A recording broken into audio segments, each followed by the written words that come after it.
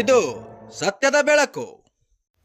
ಯಾದಗಿರಿ ಜಿಲ್ಲೆ ಸುರಪುರ ತಾಲೂಕಿನ ಕಕ್ಕೇರ ಪುರಸಭೆಯ ನೂತನ ಅಧ್ಯಕ್ಷರು ಮತ್ತು ಉಪಾಧ್ಯಕ್ಷರಾಗಿ ಆಯ್ಕೆಯಾದಂತಹ ಪರಮಣ್ಣ ಕಮತಿಗೆ ಹಾಗೂ ಜಟ್ಯಪ್ಪ ದೇಸಾಯಿ ಪದಗ್ರಹಣ ಕಾರ್ಯಕ್ರಮ ಹಮ್ಮಿಕೊಳ್ಳಲಾಯಿತು. ಈ ಸಂದರ್ಭದಲ್ಲಿ ಕಕ್ಕೇರ ಮುಸ್ಲಿಂ ಸಮಾಜದ ವತಿಯಿಂದ ಸನ್ಮಾನಿಸಿ ಗೌರವಿಸಲಾಯಿತು.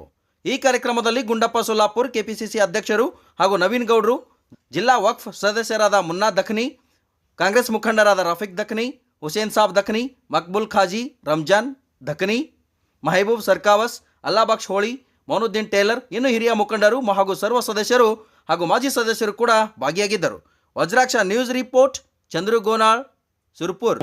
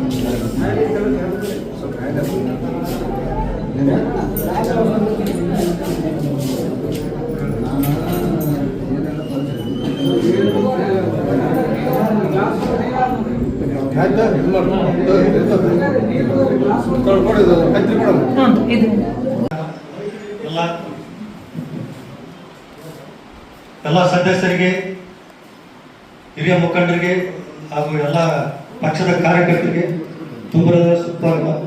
ಅದೇ ರೀತಿಯಾಗಿ ಇವತ್ತಿನ ದಿವಸ ಎರಡನೇ ಅವಧಿಗೆ ಅಧ್ಯಕ್ಷರಾಗತಕ್ಕಂಥ ಪರಮಣ್ಣ ಕಮತಿಗೆ ಅವರಿಗೆ ತುಂಬ ಅಭಿನಂದನೆ ಸಲ್ಲಿಸುತ್ತೇನೆ.